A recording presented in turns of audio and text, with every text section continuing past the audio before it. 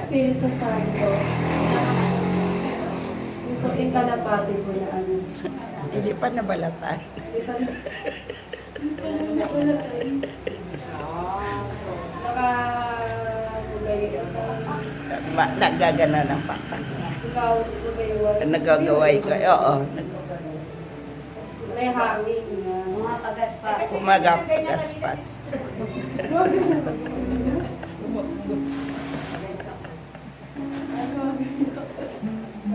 Tapos yung pakado dito. Tapos may kagat siya. Papel. Papel. Kagat. Sa kagayon. Ganyan yung paa niya. Sinata niyo ginto. May dalang balita. Doon. Interpretasyon, walang iba ang ating ina sa bagong Jerusalem, Inang Tess.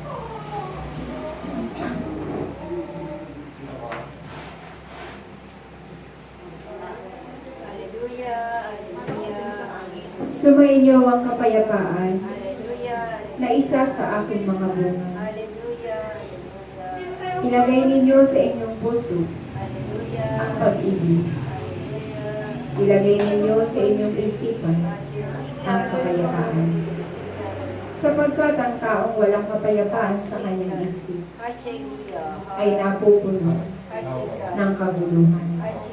Kaya't aking mga anak, mga lingkod ng Diyos, baka nasain ninyo na ang kapayapaan ay sumainyo na. Sapagkat ang taong puno ng kapayapaan, siya'y hindi nakapag-iisip ng masasamang bagay para sa kanyang kapwa. Kayo'y naririto at patuloy na pinupuno ng mga kagandahang loob. Kayo'y naririto at patuloy na tinuturuan upang ang inyong pagsunod ay maging dalisay at wagas. Kaya tatandaan ninyo, magiging kapakipakinabang lamang ang inyong pagsunod kung kayo'y may pag-ibig sa Diyos, gayon din sa inyong kapwa. Sinasabi ninyo, mahal ninyo ang Diyos. Ngunit, ang inyong kapatid na dapat ninyong unawain at dapat ninyong ibigin ay hindi ninyo maibig. Alam niyo bang kung ano ang ginagawa ninyo sa inyong kapwa ay siya ninyong ginagawa sa Diyos? Kaya, sa paningin ng Diyos, kayo'y nagsisinungaling.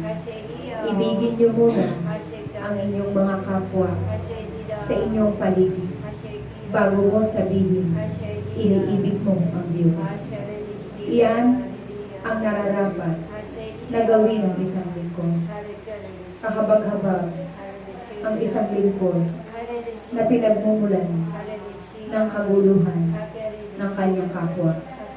Kahabag-habag ang isang lingkod na pinagmumulan ng pagkalito ng pananampalataya at paniniwala ng kanyang kapwa. Sapagkat ang isang lingkod ay tagapagpahayag ng mabuting balita. Ngunit ang isang lingkod na naghahatid ng mga kasinungalingan at maling pagpapahayag ay lingkod na hindi umiibig sa Diyos. Kaya, sa paningin ng Diyos, kayo'y walang maililihim. Ang bawat laman ng inyong kalooban ay hindi ninyo kayang itago. Maitatago niyo yan sa inyong mga kapatid. Ngunit sa Diyos, iyan ay hindi niyo maitatago. Sapagkat ang Diyos ay makapangyarihan sa lahat. Kaya niyang pahintuin ang inyong mga hininga sa oras na ito. Kaya niyang pahabain ang inyong mga buhay. Kailanman niya naisip. Kaya't mga anak, mga lingkod ng Diyos, ako ang Espiritu Santo. Nasa akin ang mga bunga para kayo ay mamuhay ng payapa at sagana. Nasa akin ang mga bunga na dapat taglayin ng isang lingkod. Ang aking tagubilin sa inyong lahat na narinig. Nawa, ang inyong mga dila ay huwag ninyong gamitin sa pagpapahayag upang masira ninyo ang bawat isa. Ang inyong mga dila ay aking kinakasangkapan upang marinig ang tinig ng Diyos. Ang taong ginagamit ang kanyang dila sa maling pananalita ay mag-isip at magnilay, sapagkat ang masamang salita ay hindi nagmumula kailanman sa Diyos na lumikha ng langit at lupa, na nagkaloob sa inyo ng buhay at biyaya. Kaya't mga anak, pakasuriin ninyo ang laman ng inyong puso. Pakadinggin ninyo ang binibigkas ng inyong mga dila. Baka kayo ay nakapananakit at nakasisira ng inyong kapwa. Napaka laking kaparusahan na kayo'y makapagpahanga ng isang taong maliliit na minsan pa lamang nananampalataya sa Diyos. Kaya't ingatan ninyo ang inyong mga dila. Alam na ninyo kung ano ang mabuti at ano ang masama. Ang mabuti ay itinatago sa inyong puso. Ang mabuti ay pinakikita sa inyong mga gawa. Ang masama ay itinatapon at kailanman ay hindi na binabalikan. Sinasabi ko sa inyo, kahabag-habag ang taong pinagmumulan ng kawalan ng pananampalataya. Kahabag-habag ang taong pinagmumulan ng kaguluhan. Kaya't mag-iingat kayo. Mag-iingat kayo sa inyong mga gawa. Mag-iingat kayo sa inyong mga pananalita. Ako ang Espiritu Santo na nagbibigay pagubili.